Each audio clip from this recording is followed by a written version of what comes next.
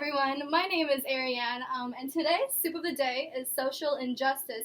Please welcome my guest, Officer Chang. Officer Chang. Nice to meet you. Nice to meet you. I have a few questions for you today. Sure. So, being an officer, what do you think about children under the age of 21 being sentenced with life in prison?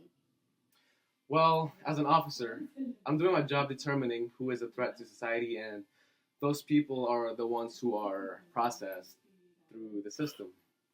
They can be from the age of 13 to late 70s, to be honest with you, but I definitely disagree with those who are significantly younger and end up in being sentenced to life in prison. Do you ever feel guilty for arresting the youth? Well, maybe when they're around 15 years old and start crying, but it's truly my job to make sure laws are being followed. But life in prison, being sentenced before the age of 21, that's just unethical. What exactly do you mean by unethical? It's unethical because before the age of 25... Whoa. Okay, Wow. earthquake! We gotta get out! Oh. Sorry everyone, we just experienced an earthquake. Earthquake. Yep, that was it. All right. Well, as I was saying, because before the age of 25, physical development of the brain is not yet complete. The prefrontal cortex, which is responsible for reasoning and judgment, only becomes fully functioning after the age of 25.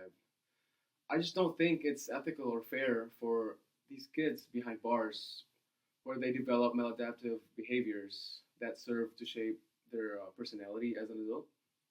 So what are maladaptive behaviors that are learned in prison?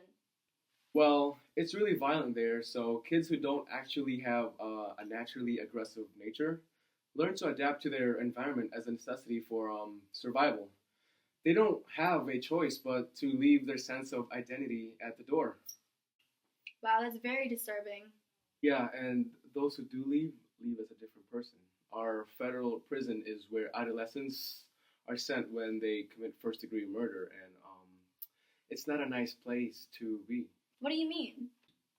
Well, even the Supreme Court is quoted saying that people under 18 is immature and susceptible to peer pressure. I actually believe people under 21 are still immature. I remember when I was 21. Whoa! You need a napkin?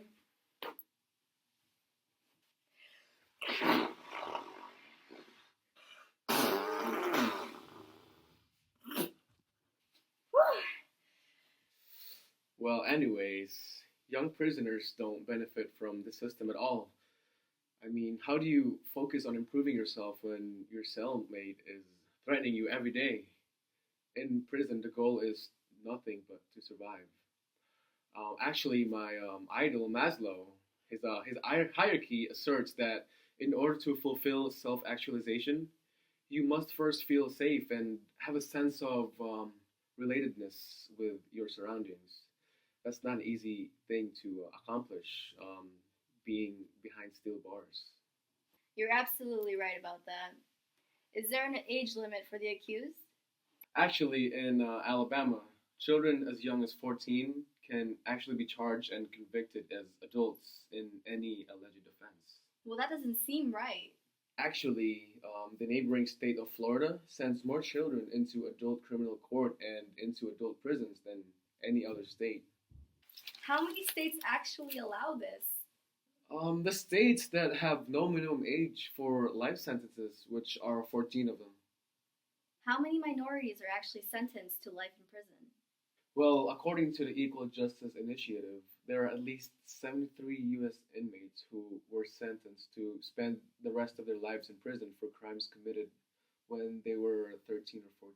Do you think it's fair that they're not given a second chance at this age? It is not fair at all. Many adults are given a second chance. Charles Manson, a notorious murderer responsible for killing 7 people that he committed when he was 27, was eligible for his 12th parole hearing and has been denied parole 11 times. Another one is a guy named David Berkowitz who confessed to killing 6 people in the 1970s when he was in his 20s, has had 4 parole hearings, even though he said that he doesn't deserve parole and doesn't want it at all. Well, if those guys were given a second chance at an adult age, then these teens should be given a second chance. Absolutely. So what do you think is a better alternative for the kids who have actually committed these heinous crimes? Well, first of all, research has shown that children in the adult criminal justice system are 34% more likely to be arrested again than those convicted of a similar offense in juvenile court. They also are 36 more times more likely to commit suicide than youth in juvenile facilities. On the other hand, though, juvenile courts prized a future-focused method. So the point of this method is to lower the levels of reoffending, right? Absolutely. It does, in fact, reduce crime. I mean, if you think about it, caging a teen for a few years before releasing him back into society without psychological help is ridiculous. Are there any states that practice the future focus method? Absolutely. States such as Missouri enjoy a 92% success rate of keeping offenders from re entering the system. How else can this method help us as a country? Rehabilitation is 8 times more financially effective, dollar for dollar, than incarceration. Any funds spent to lock up some young offenders for a few years could instead, if applied to rehabilitation and treatment, prevent exponentially more teens from over-harming the society again. Over-harming, yes. Mhm. Population is also a big problem. Let me just show you something. Oh, not that one. Here we go. So as you can see here, I want to show the audience. Oh, okay. Okay. As you can see, there are actually more prisoners than there are engineers, nursing assistants, secondary school teachers, construction laborers, childcare workers, physicians, surgeons, social workers, and lawyers. Wow, that's very sad. Yeah, the only way to stop this is to put the death penalty in action. Am I right? No. I think you need to watch this video. I think I already know everything I need to know, but okay. In the year 1972, the U.S. Supreme Court declared the death penalty as unconstitutional. This is true because death by lethal injection alone contradicts the Eighth Amendment, no cruel and unusual punishment. The death penalty, however, was revived only 4 years later. It is said that out of 9 people on death row, there is always at least one who is wrongly accused, and Troy Davis, executed in 2011, was one of these 157 Americans. Based on circumstantial evidence, his wife lost a husband and his kids lost a father. Troy was killed in the southern state of Georgia by lethal injection.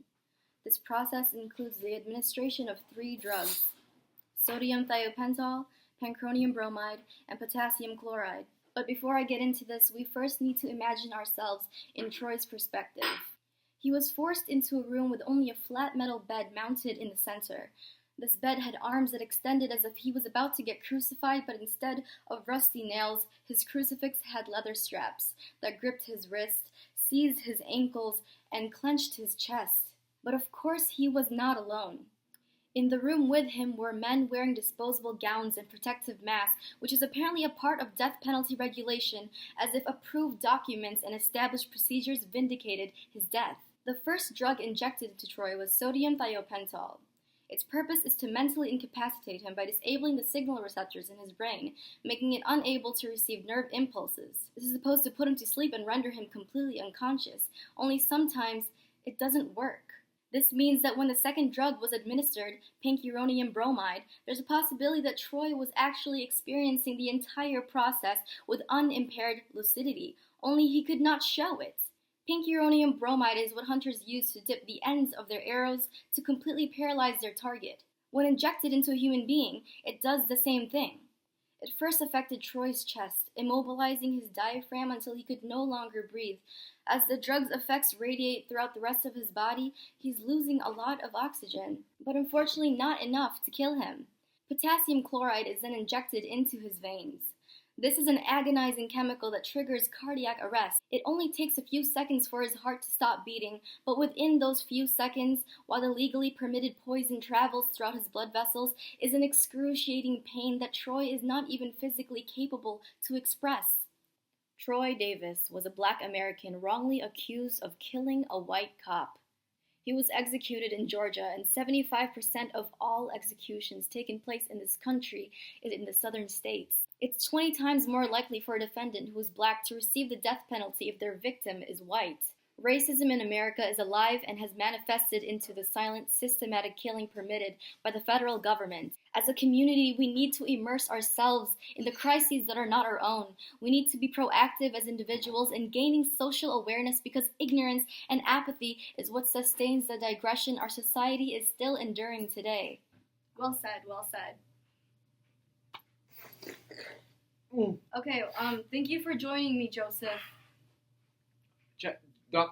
Officer Chang. Officer Chang, all right, well, that concludes my soup of the day. Good night.